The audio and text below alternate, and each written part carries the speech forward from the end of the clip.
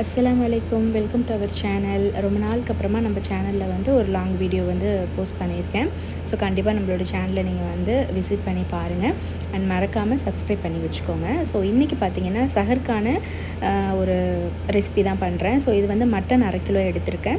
இது கூட கொஞ்சமாக மஞ்சள் தூள், ஜிஞ்சர் கார்லிக் பேஸ்ட், மிளகாய் தூள், மல்லித்தூள், கொஞ்சமாக ஆயில் சேர்த்துட்டு இதை வந்து நல்லா பெசரி விட்டு வச்சாச்சு. இது கூட தேவையான அளவுக்கு உப்பும் சேர்த்து நல்லா மேரினேட் பண்ணி வச்சுக்கோங்க. அப்போ தான் வந்து இந்த மசாலா வந்து இந்த கறியில் நல்லா இறங்கி நல்லா ஊறி வந்திருக்கும். ஸோ அதனால் இதை நல்லா இந்த மாதிரி பெசரி விட்டு வச்சுக்கோங்க. இல்லை அப்படின்னா நீங்கள் வந்து நார்மலாக அடுப்பில் நம்ம தாளித்து விட்டு வைப்போம் இல்லைங்களா, அந்த மாதிரியும் நீங்கள் செஞ்சுக்கலாம். ஃபஸ்ட்டே இந்த மாதிரி நீங்கள் மேரினேட் பண்ணி வச்சிங்க அப்படின்னா நல்லாயிருக்கும்.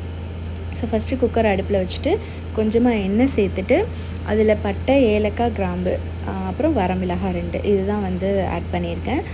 ஸோ மிளகாய் வேணாம் அப்படின்னா நீங்கள் வந்து ஸ்கிப் பண்ணிக்கோங்க. மிளகாய் சேர்த்துட்டு இது நல்லா பொரிஞ்சு வந்ததும் நல்லா நீளமாக கட் பண்ணி வச்சுருக்க வெங்காயம் வந்து ஆட் பண்ணியிருக்கேன். ஸோ நீங்கள் சின்ன வெங்காயம் இருந்தது அப்படின்னா தட்டி ஆட் பண்ணிக்கோங்க. நல்லா வெங்காயம் இந்த அளவுக்கு நல்லா ப்ரௌன் கலரில் வந்ததுக்கப்புறமா நம்ம ஊற வச்சுருந்தோம் இல்லைங்களா, மேரினேட் பண்ணி வச்சுருந்த மட்டனை வந்து இதில் ஆட் பண்ணிவிட்டு நல்லா கிளறி விட்டுறலாம்.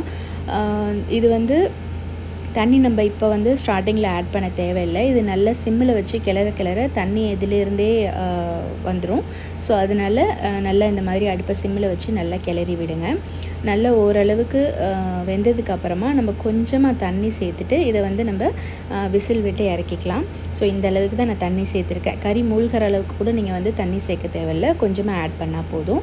ஸோ இதை வந்து நம்ம ஒரு 5-6 விசில் விட்டு நம்ம இறக்கிக்கலாம். அப்போ தான் வந்து கறி நல்லா பஞ்சு போல் வெந்து வரும்னு சொல்லுவாங்க. ஸோ அதனால் ஒரு 5-6 விசில் விட்டு நீங்கள் எடுத்துக்கோங்க. எடுத்ததுக்கப்புறம் நல்லா தண்ணி வந்து வற்றணும் இல்லைங்களா, அதனால திரும்பவும் அடுப்பை வந்து சிம்மில் வச்சு நீங்கள் நல்லா கொதிக்க வச்சுட்டு லாஸ்ட்டாக மிளகு சீரகம் வந்து அரைச்சி இதில் ஆட் பண்ணிக்கோங்க. ஸ்பைசஸ் நிறைய தேவைப்படும் அப்படிங்கிறவங்க வந்து உங்களுக்கு விருப்பம் அப்படின்னா நீங்கள் மிளகு சீரகம் ஆட் பண்ணிக்கோங்க. இல்லை அப்படின்னா நீங்கள் இதை ஸ்கிப் பண்ணிக்கலாம். பட் மிளகு சீரகம் ஆட் பண்ணால் தான் ரொம்ப சூப்பராக இருக்கும். சுக்கா வந்து அவ்வளோ டேஸ்ட்டாக இருக்கும். ஸோ ட்ரை பண்ணி பாருங்கள். லாஸ்ட்டாக கொத்தமல்லி தழை தூவிட்டு இதை வந்து சர்வ் பண்ணலாம். ஸோ இது வந்து ரச சாதம், தயிர் சாதம், சாம்பார் சாதம் இதுக்கெல்லாம் சைட் டிஷ்ஷாக இருக்கும். இல்லை நீங்கள் சூடான சாதத்தில் இதை போட்டு பெரட்டி சாப்பிட்டாலும் செம்ம டேஸ்ட்டாக இருக்கும். கண்டிப்பாக ட்ரை பண்ணி பாருங்கள். நான் இதை ஷஹருக்கு தான் இதை வந்து நான் ட்ரை பண்ணேன். ரொம்ப நல்லா இருந்துச்சு. அண்ட் மறக்காமல் நம்மளோட சேனலை சப்ஸ்கிரைப் பண்ணி வச்சுக்கோங்க. பக்கத்தில் இருக்க பெல் ஐக்கானையும் கிளிக் பண்ணிக்கோங்க. இன்னும் வேறு வீடியோக்கெல்லாம் உங்களுக்கு நோட்டிஃபிகேஷனாக வரும். தேங்க்யூ.